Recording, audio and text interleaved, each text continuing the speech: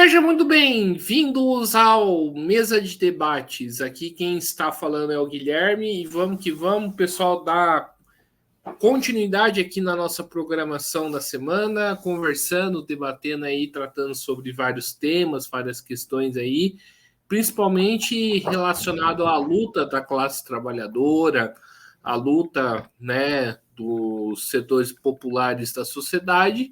E, obviamente, nós temos que entrar aqui no tema da educação, algo que o Mesa de Debate sempre faz, né?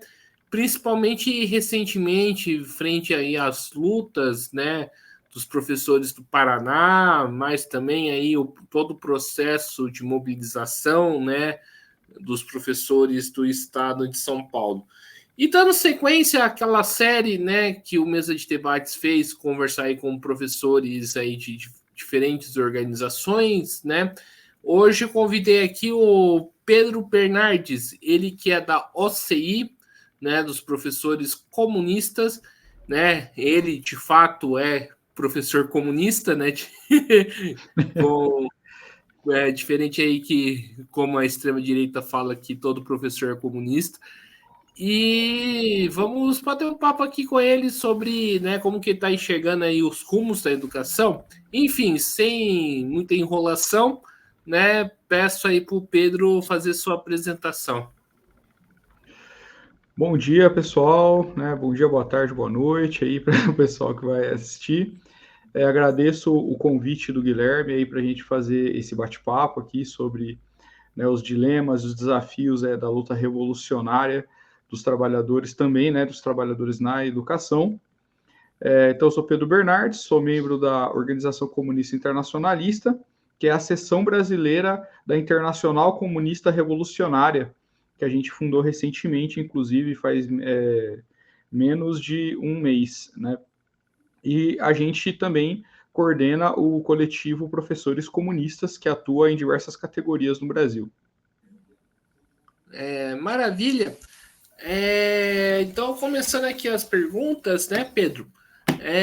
A gente está acompanhando, né, um processo que eu acho tá bastante complicado na educação, né? A gente tem aí as escolas cívico-militares para ser aprovada em São Paulo, a questão da terceirização aí, né, de parte das escolas. Como que você está enxergando esse processo todo, ô Pedro? Bom, Guilherme, só um minuto. Bom, Guilherme, assim, esses processos a gente vê como... primeiro é importante a gente compreender, assim, como que a gente enxerga a realidade nesse momento, né? A gente compreende que a gente está num momento em que o capitalismo ele entra num processo de convulsão político-econômica por conta de uma situação de estagnação do desenvolvimento de forças produtivas, que culmina numa retirada de direitos que ela vem se acentuando desde o fim da União Soviética. Né? Então, esse processo ele vem se desenvolvendo, vem se acentuando, e ele vai se expressar no momento atual, numa retirada massiva de direitos da classe trabalhadora, que é o que a gente viu com as contra-reformas do governo Temer, do governo Bolsonaro, sobretudo, né? Em que são medidas para garantir a taxa de lucro aceitável das classes dominantes e que para isso tem que fazer a classe trabalhadora trabalhar muito mais, né? Viver muito menos. E as conquistas históricas que a gente conseguiu durante o século XX, principalmente pós as revoluções proletárias, sobretudo a Revolução Russa, elas vão sendo atacadas continuamente. Então, quando a gente vê um cenário de uma educação pública recente no Brasil, né, uma educação pública de massas recente, sofrendo esses ataques, é nada mais do que a expressão do capitalismo em sua fase de deterioração. Né, o capitalismo sendo esfacelando, né, a dignidade humana. E aí, essas ideias gerais, né, como que elas se expressam na realidade? Se expressam por meio desses ataques, reforma da Previdência, a reforma administrativa, né, que o Dória fez e que agora o governo Lula-Alckmin está almejando também realizar, que praticamente que retirou muitos dos nossos direitos. Foi uma grande derrota que a gente sofreu nas mãos do governo Dória, uma grande derrota, né? Porque você coloca duas categorias existindo de maneiras absolutamente distintas no chão de escola, né? Uma muito mais atacada, né? Com os professores categoria O, sobretudo. E aí você tem a terceirização das gestões escolares, que o governo Tarcísio vai começar a realizar no segundo semestre agora, e você tem a aprovação já das escolas cívico-militares, que representa, sobretudo, um ataque à liberdade de cátedra dos professores também, porque e também um favorecimento pessoal, quase ali, de militares da reserva que vão ganhar de 6 a 9 mil reais para ser inspetor nas escolas, sendo que o inspetor mesmo ganha 3 mil reais com o salário do Estado, mas eles vão contratar um inspetor militar para as escolas como se fosse esse o problema da educação, né? Perfeito. Pedro, né? E acho que a grande pergunta que a gente tem que fazer, né, aqui, como que a gente se enfrenta com esse processo que você falou muito bem, né, e que está, né, aprofundando a precarização aí, né, da educação. Bom, o que a gente deveria estar fazendo é um processo, assim, compreender em primeiro lugar, na nossa visão, a gente não vive um processo de fascistização da sociedade.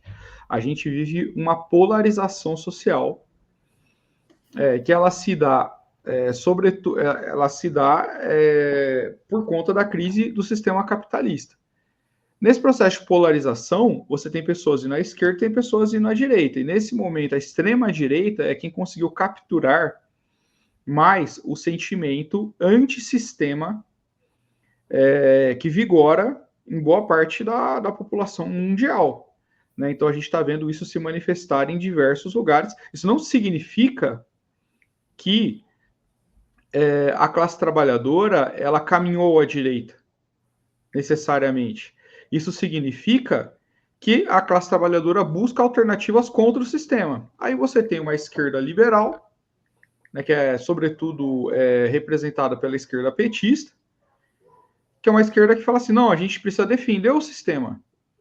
Então a gente não pode ter greve, a gente não pode ter movimentos muito acentuados. Do contrário, a gente vai favorecer a extrema-direita. Só que nesse processo o governo Lula vem atacando, inclusive o governo Lula Alckmin vem atacando os direitos dos trabalhadores, derrotou a greve das universidades federais, e aqui na POSP, no que a gente vê é um sindicato dirigido pelo PT, com apoio de correntes como Resistência, PCB, né, o PCB mesmo, o PCdoB também, e eles bloqueiam a luta. O que a gente deveria estar fazendo é organizando os trabalhadores efetivamente para lutar contra os ataques do governo Tarcísio, aqui em São Paulo, né, contra todos os ataques que a gente vem sofrendo Brasil afora. Então, por exemplo, quando a direção da POSP, que ela tem uma base que não é pequena, e ela convence esses trabalhadores a não fazer a greve no dia 26 de abril, aquilo foi um crime. Porque a gente não começando a greve, o que aconteceu? Mesmo que fosse uma greve pequena, mesmo assim, ia ter militante fazendo o combate, né? A gente não sabe, é especulação falar se a greve ia ser vitoriosa ou não. Agora, o ponto tinha 10 mil pessoas ali querendo discutir a greve, todo mundo disse que era a favor de fazer a greve.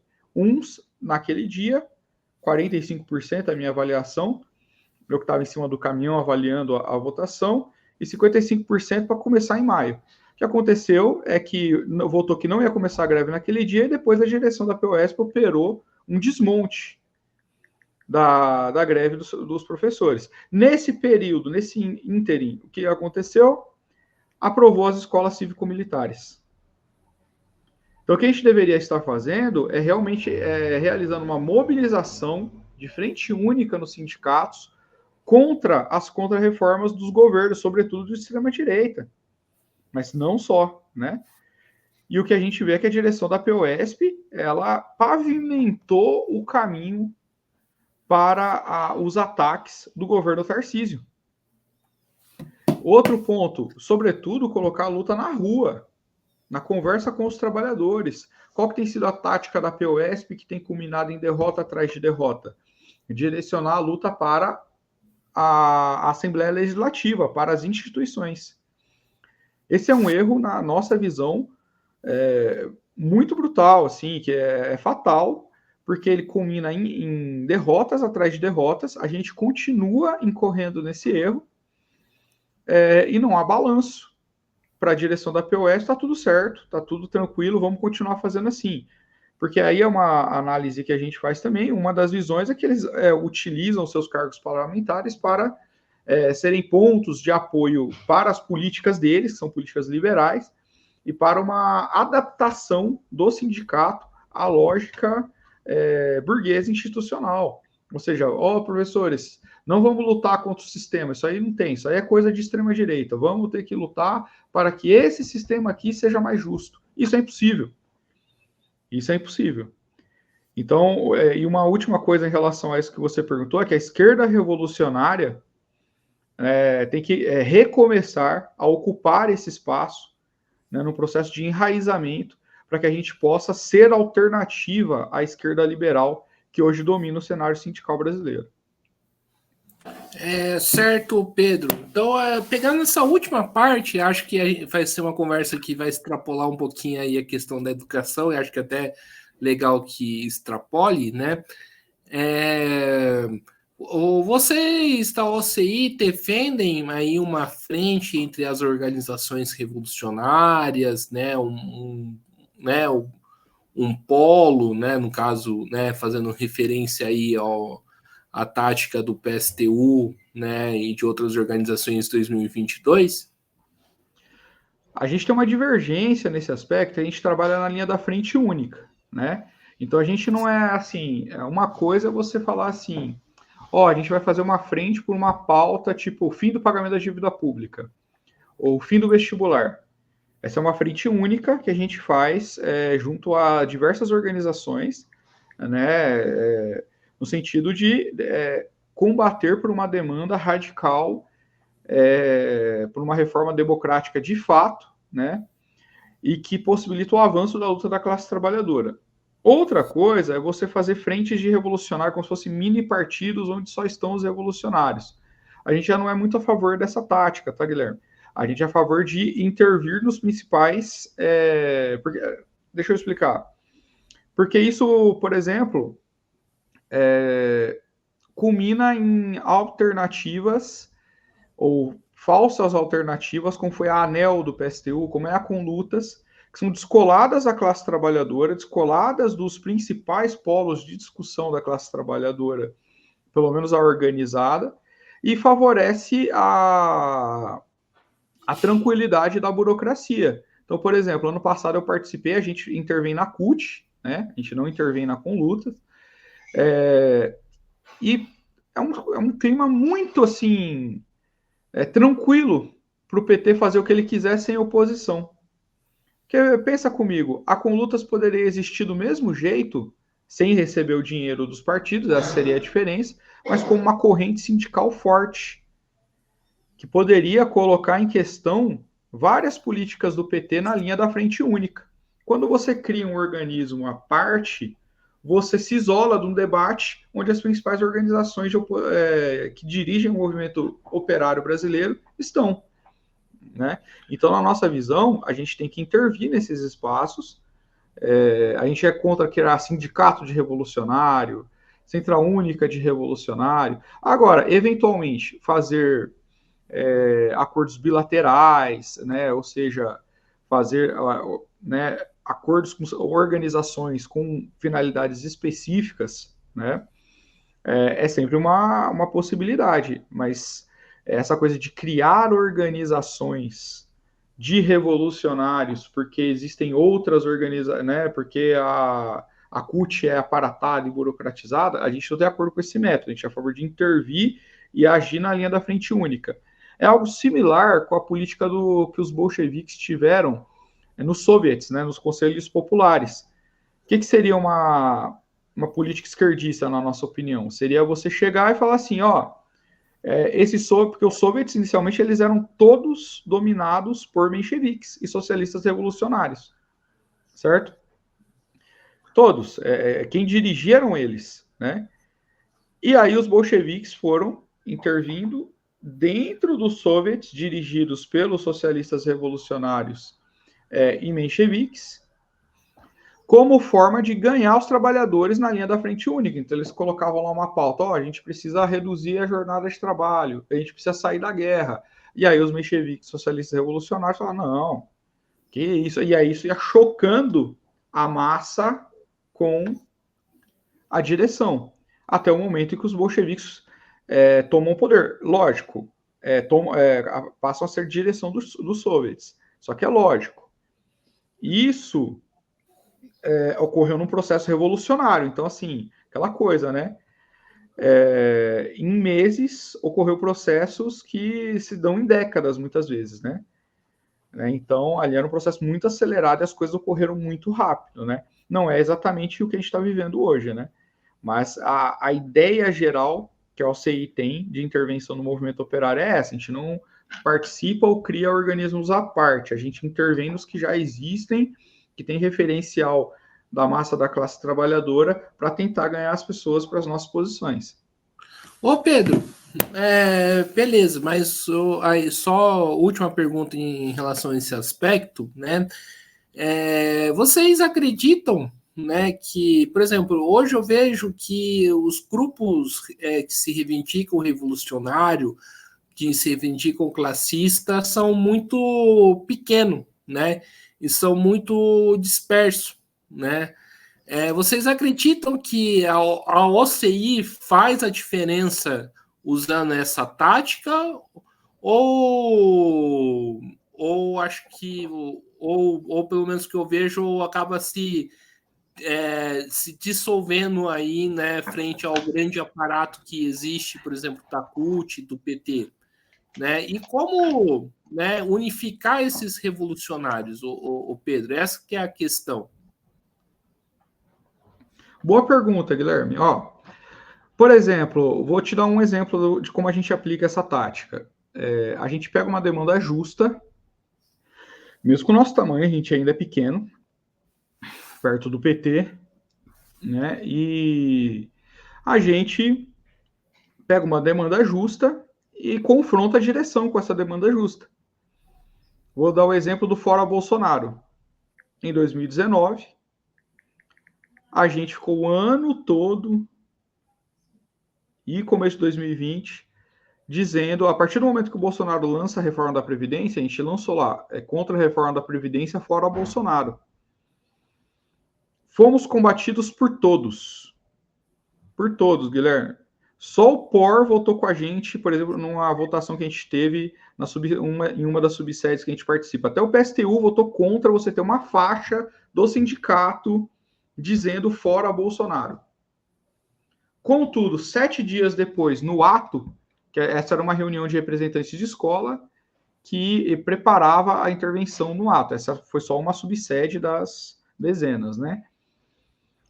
Porém, 7 dias depois, no ato, qual que era a palavra de ordem que deu o tom da manifestação, no dia, se não me engano, 15 de maio de 2019? Fora Bolsonaro.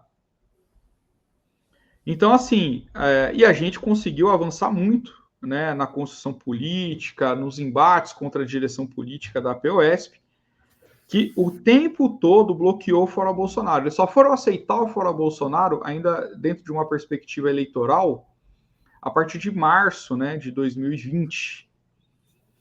E aí todas as organizações em maio, praticamente, estavam contra o Fora Bolsonaro. Aí isso votando, tá, Guilherme? Votando. Então, isso é aplicar na linha da frente única, ou seja, eu não vou criar um espaço à parte, eu vou, na linha da frente única, tentar regimentar as forças políticas mais avançadas para uma política justa e correta. É diferente de eu criar um mini partido ou um mini sindicato. Você entende a diferença? Tipo, a gente pode fazer os acordos ali entre, por exemplo, nas últimas eleições da POSP, a gente juntou com a Chapa 2, né? Porque a gente entendia que era o mais correto a fazer. Eu não tenho razão de juntar com a Chapa 1, não tinha chapa do Tarcísio, né? Se tivesse chapa do Tarcísio com chance de ganhar a POSP, aí seria até o caso da gente conversar, né? De fazer um chapão da esquerda contra a chapa do Tarcísio, né? Agora, não tinha isso. Então, vamos discutir o sindicato no campo da esquerda e a gente juntou com os setores que a gente entendia que seriam os mais próximos da nossa linha, né? Para a gente fazer uma oposição política à direção burocrática da POSP, né? Então, tem cenários e situações para fazer isso.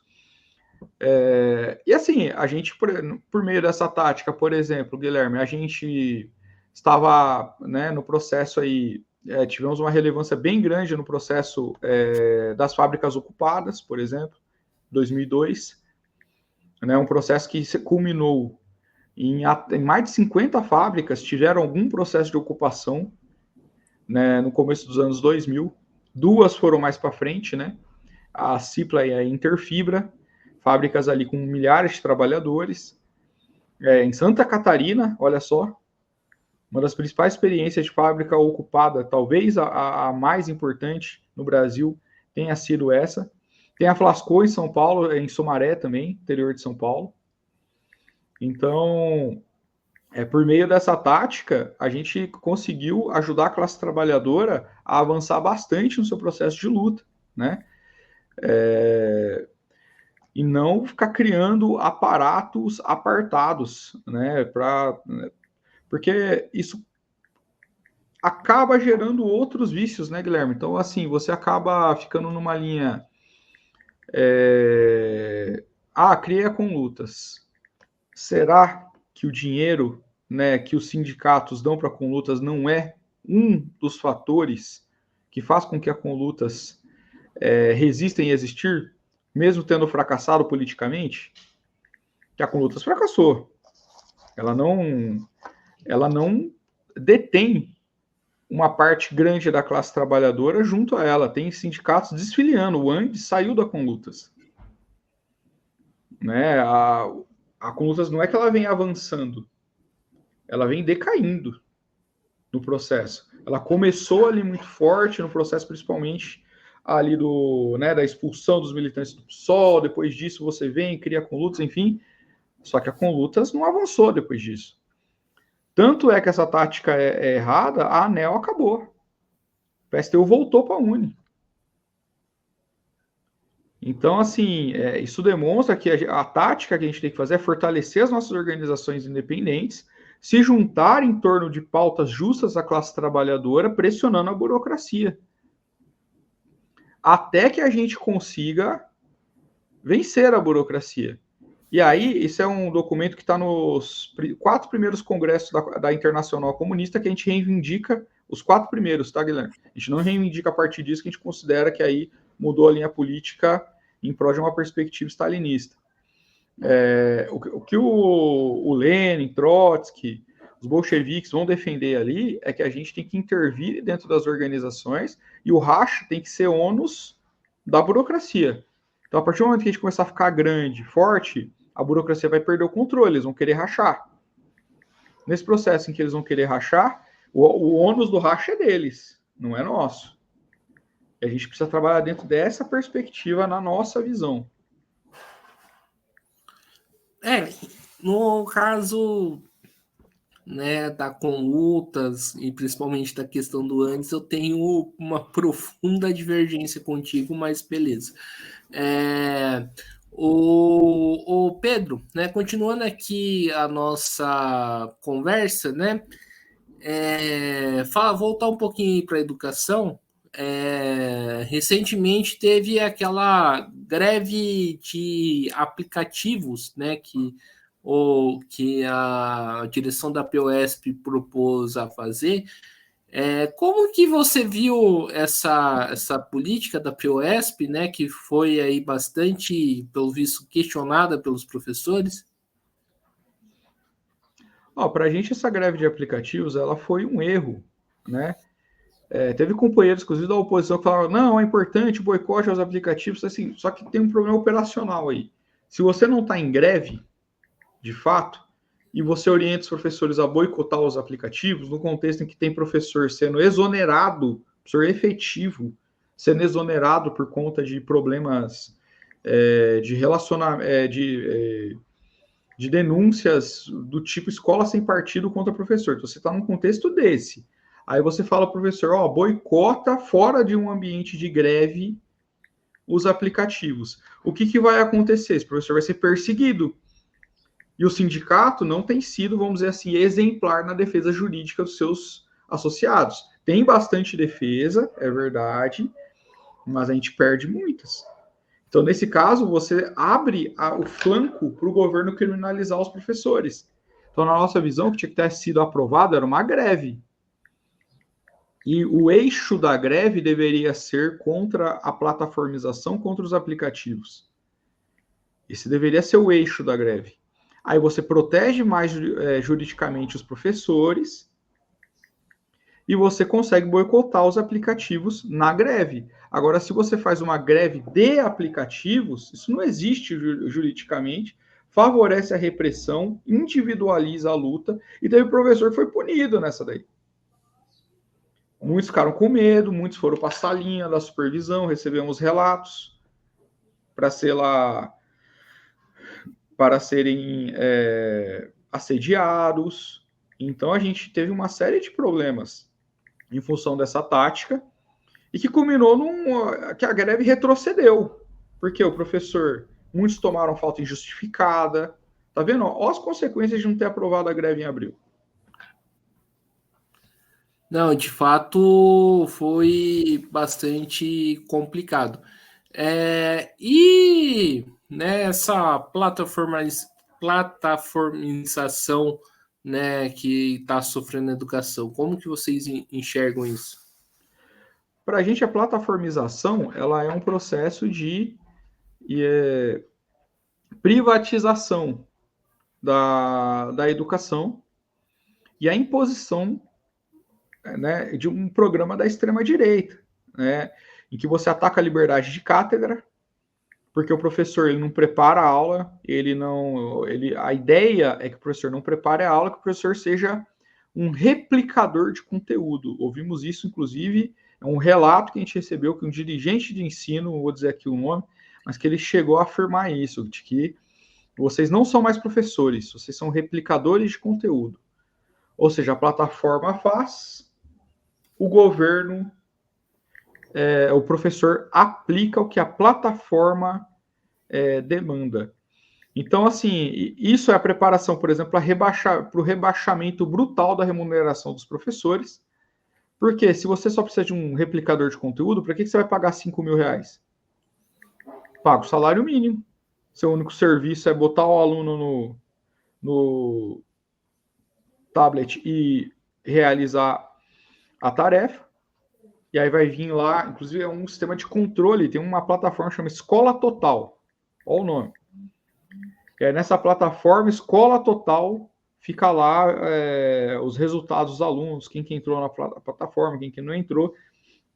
Isso tem um profundo impacto, né, Guilherme? Tem um profundo impacto. O professor para de avaliar o aluno, de verdade.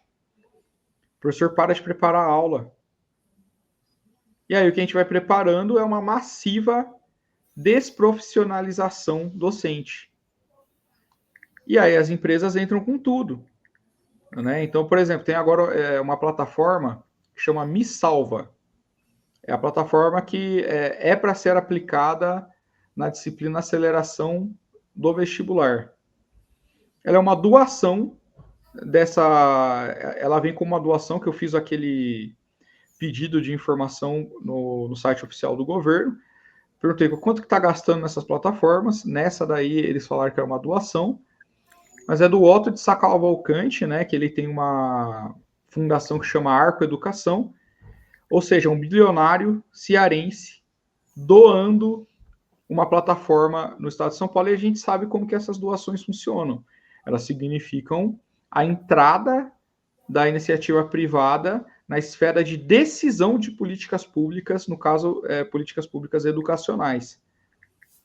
Então, é mais um bilionário que vai estar ali definindo os rumos da educação contra os trabalhadores, contra os estudantes, contra pais e mães.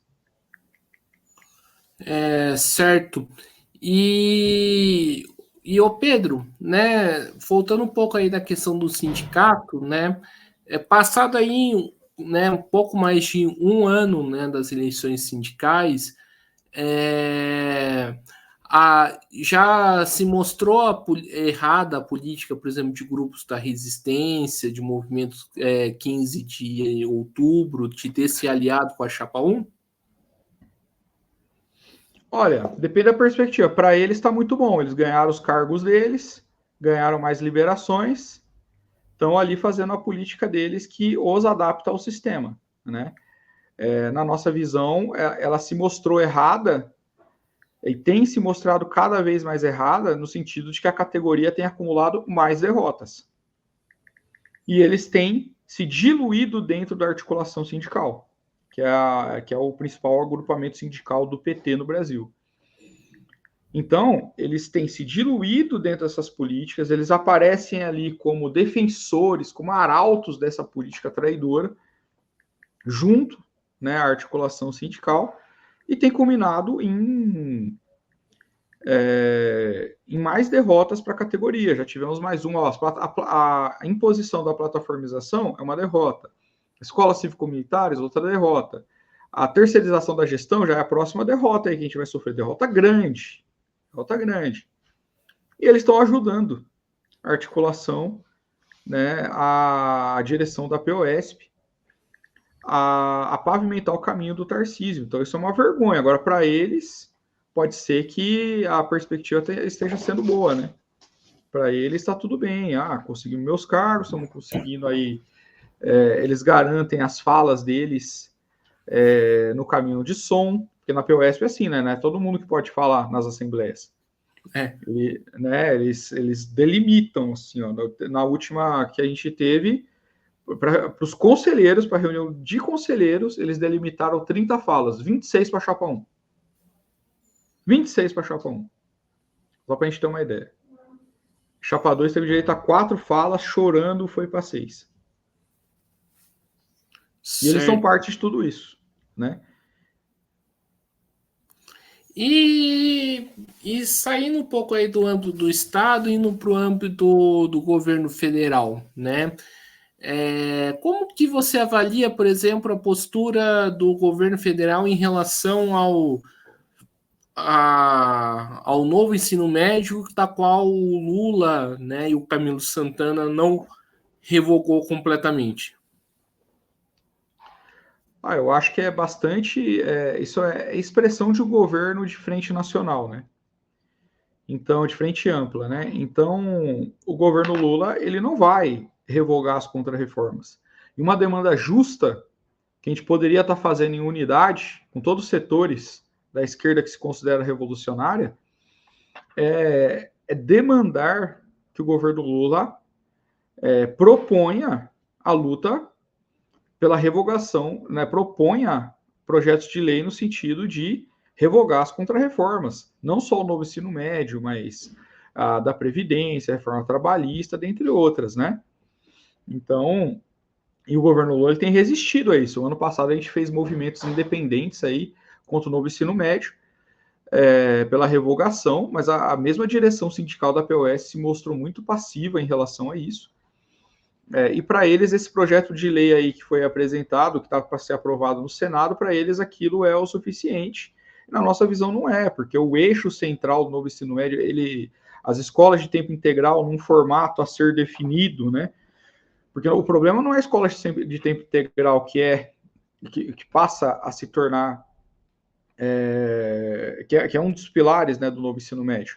O problema não é o ensino integral em si, o problema é a forma como ele é efetivado. Ele é efetivado como forma de implementação de escola cívico-militar, ele é efetivado como forma de adentramento de uma iniciativa privada gerindo a escola inteira, né? Então, o novo ensino médio permite esse tipo de coisa, né? E a própria parte diversificada do currículo, a gente está vendo, ela serve aos propósitos da iniciativa privada. Quem está oferecendo a parte diversificada, via de regra, no estado de São Paulo em especial, é a iniciativa privada. E o governo Lula é conivente com tudo isso. Ele é conivente, quando ele se recusa a revogar a excrescência que é o novo ensino médio, porque a gente considera assim, a BNCC ela é a imposição da pedagogia das competências no Brasil, que já vem sendo realizada em todo o mundo, e a BNCC consagra essa pedagogia das competências no Brasil.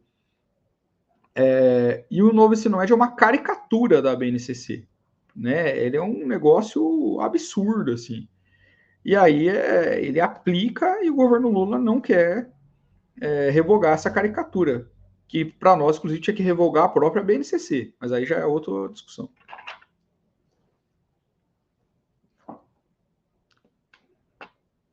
Ô, Guilherme, não estou te escutando. Tá, aqui, já liguei aqui.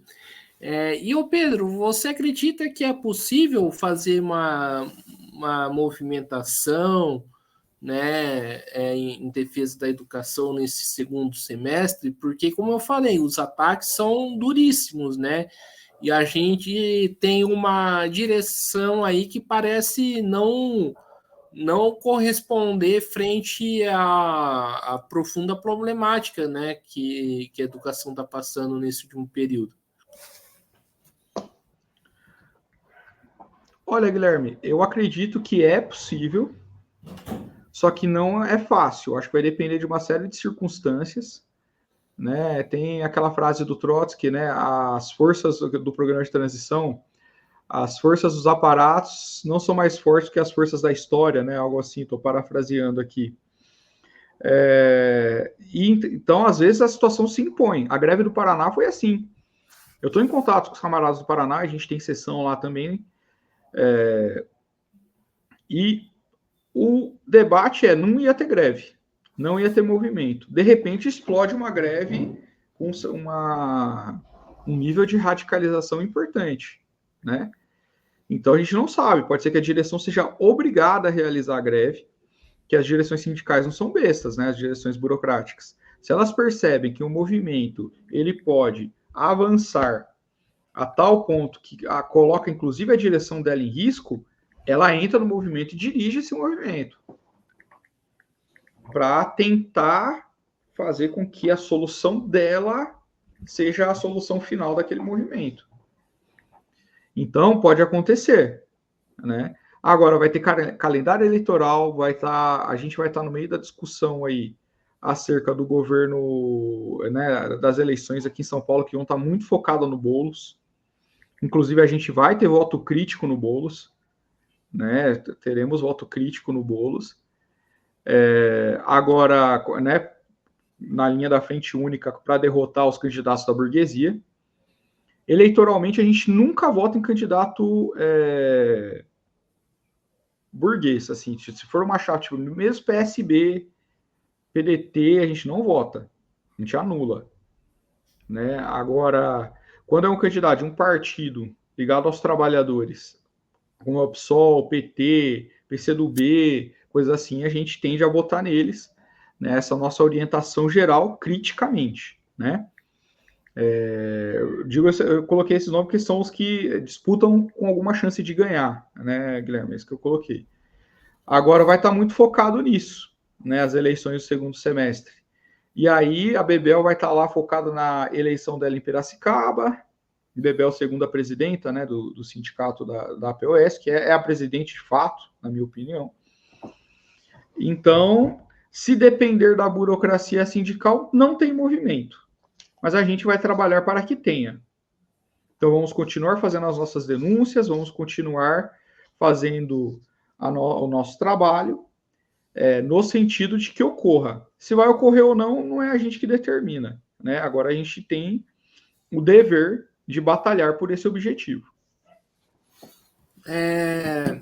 E já que a gente está falando aí de processo eleitoral, né, ô Pedro, De que medida, né? Uma coisa que acho que é importante colocar, né? A esquerda vai entrar num processo eleitoral, acho que isso é inevitável, né? Inclusive o canal, né, já está fazendo entrevistas, né, com os pré-candidatos e tudo mais, mas uma grande pergunta que não quer calar, né, e citando o próprio exemplo da Maria Isabel de Noronha, a Bebel, de que modo, né, o processo eleitoral pode atrapalhar as lutas dos trabalhadores, né, e de que modo a esquerda, como que a esquerda tem que fazer para não ficar presa nesse processo eleitoral? Essa é uma pergunta complicada, né? No sentido de que a esquerda, um setor grande da esquerda se adapta a esse processo. Eu vou te dizer como a gente faz, né? A gente não vai ter candidato esse ano, tá? A gente vai fazer debate sobre as eleições, né? Enfim, coisas mais gerais.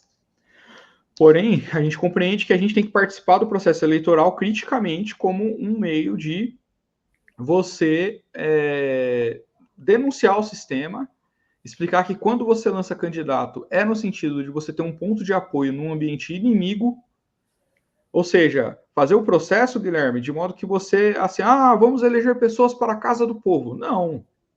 Você não está elegendo pessoas para a casa do povo, você está elegendo pessoas para uma instituição burguesa, para uma instituição reacionária, que é o parlamento, que são as assembleias legislativas, nesse caso desse ano, né, Câmara de Vereadores. São organismos profundamente reacionários, republicanos, que servem à manutenção desse sistema. Esses não são os organismos que interessam à classe trabalhadora. O que interessa à classe trabalhadora é a constituição dos conselhos populares, só que você não faz isso falando para elas, né? Você vai. Uma coisa que o Lenin coloca, né, no esquerdismo, doença infantil do comunismo, é essa coisa de você ter as pautas, ter as táticas e você ajudar a classe trabalhadora a fazer experiência com essas táticas e ajudar ela a tirar lições dessas experiências. Então, por isso que, assim, se a massa da classe trabalhadora está participando das eleições, então a gente participa, né? Mesmo sem candidato. A gente não deixa de falar das eleições, mas a gente faz isso com a nossa linha, com a nossa política.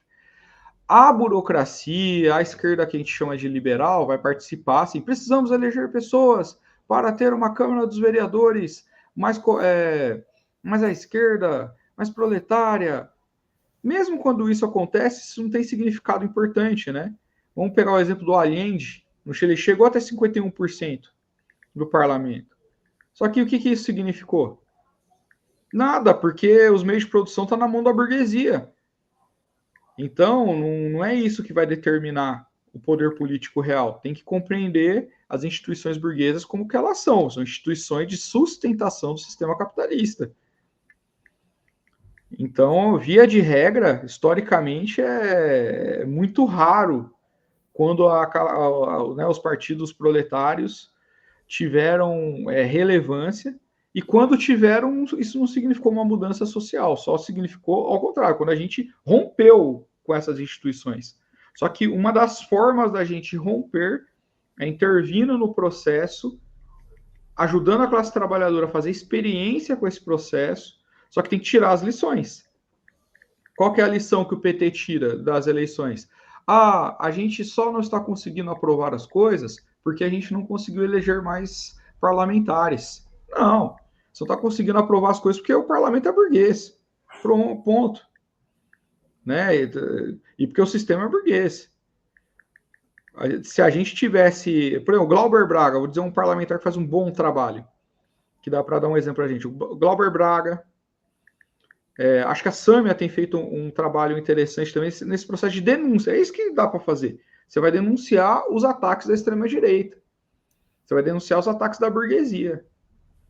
Você vai denunciar tudo que eles estão fazendo. Só que aí eu acho que eles poderiam, inclusive, ir mais longe no sentido de dizer como que isso aqui pode ser a casa do povo se vocês propõem e aprovam esse tipo de absurdo contra a classe trabalhadora.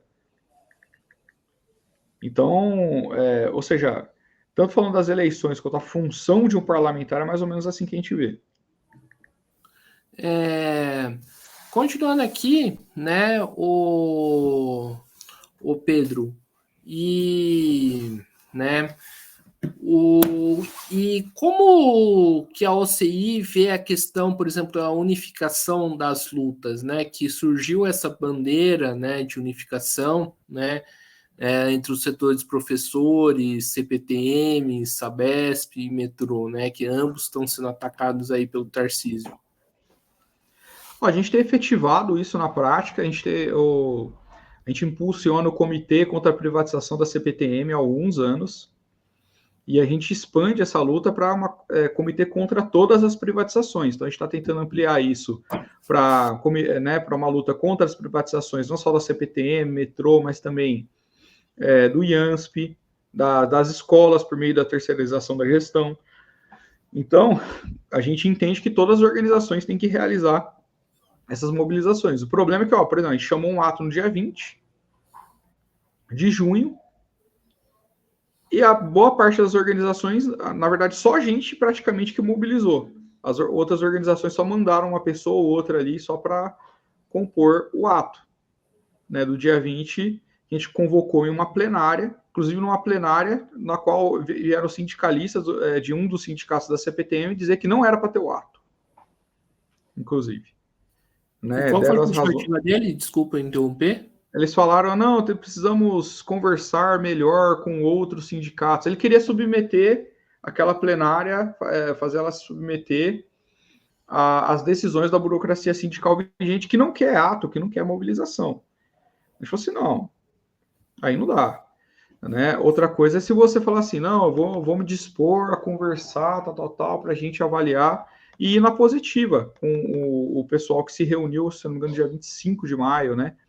Para organizar esse ato. Então, assim, o que a gente vê é a gente está indo numa linha de que a gente quer a unidade. Só que o PT e as direções burocráticas só querem a unidade deles, né? Unidade para eles é fazer o que eles querem. Se você não faz o que eles querem, você está rachando. Isso não é unidade. Né? A gente tem que ter, assim, unidade das lutas. Qual luta, né? Então a gente define as lutas contra a privatização. Então vamos fazer e mobilizar para todas as lutas contra a privatização. Por exemplo, o Resistência nos sindicatos metroviários manobrou para não aprovar participação no ato do dia 20, por exemplo. Manobrou eles falaram assim, não, que a gente propôs objetivamente participar do ato do dia 20. A contraproposta deles, não, os sindicatos metroviários apoiam todas as lutas. E não mandou 4 pessoas no dia, sem convocar o ato. Certo. Então, assim, a gente vê que a unidade nas lutas depende, é uma unidade seletiva. Certo. E, né, e a questão aí, né, de, por exemplo, né, na situação, né, dos professores terem que ficar, né, na escola, né, por mais tempo aí, né, do que o seu horário aí, né, de jornada de aula, né, questão de preparação de aula, como que está essa situação agora na educação do estado de São Paulo? Você fala sobre as APDs? Então, a gente teve uma vitória parcial aí no final do ano passado, em que foi publicada uma lei que alterou, né, a reforma administrativa do Dória, em que você passa a ter as APDs em local de livre escolha, só que tem umas pegadinhas aí.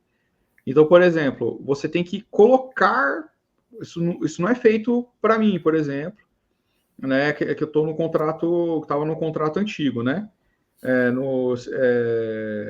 que é o quê? O pessoal que é categoria A, que entrou, que é categoria efetiva, que não pegou a reforma administrativa do Dória, você cumpre no local onde você quiser e no horário que você quiser o seu 1/3, né, de preparação de aula, com exceção da reunião pedagógica. Agora, o que eles fizeram com a PDA? Beleza, é livre escolha, mas tem que ser no horário de funcionamento da escola. Inclusive, essa semana a gente vai numa diretoria de ensino que está barrando o acúmulo de professores, porque fala assim, não, porque você tem que fazer a sua, 14 horas aula de APD dentro do horário de funcionamento da escola, que é das 7 às 18 horas. Aí não dá, porque da 1 às 18 ela tá na outra, ela estaria na outra escola, ela não consegue fazer acúmulo de cargo. Entende? Isso gera mais um conflito. Teve gente que teve que exonerar cargo de Estado porque o horário da APD não bateu. Certo. Então, acho que é isso aí. Estamos encerrando aqui mais uma entrevista no Mesa de Debates. Quero agradecer a participação do Pedro, né? Gostei aqui do nosso papo. Acho que passou um pouquinho aí da questão da educação, mas acho que sempre é bom aí fazer esses debates, né? E passa a bola aí para ele fazer suas considerações finais. Bom, Guilherme, agradeço aí o espaço, acho que é muito importante conversar com as organizações, né, sobretudo aí da esquerda revolucionária. A gente é tão calado, né, e cancelado. A gente tem visto aí, por exemplo, embora eu tenha minhas divergências em relação ao Jones Manuel, por exemplo, mas você viu como que o PT tem feito uma política de cancelar ele porque ele criticou o governo Lula. Então, ter espaços como esse que dão espaço para a esquerda revolucionária, que critica, né, a política liberal do governo Lula, que critica o imobilismo da burocracia sindical petista, é muito importante para a gente, né, para a gente poder dialogar e apresentar outras perspectivas, tá? Então, agradeço o espaço e estamos aí, seguiremos na luta para mobilizar a classe trabalhadora, os trabalhadores da educação. É isso aí, muito obrigado. Então, maravilha. Então, mais uma vez aqui agradecendo ao Pedro, também agradecendo a você que estiver nos assistindo. Peço aí que se inscreva no canal podcast Mesa de Debates de Tudo Um Pouco, acompanhe o nosso trabalho, curta, compartilhe, comente aqui as nossas entrevistas, matérias e programas. Segue a gente nas redes sociais, Facebook, TikTok, Instagram e no Kawaii. E né, quem puder contribua aqui com o nosso Pix 385-007-028-00 CPF. Então é isso aí, a programação de hoje continua. Um forte abraço e fui!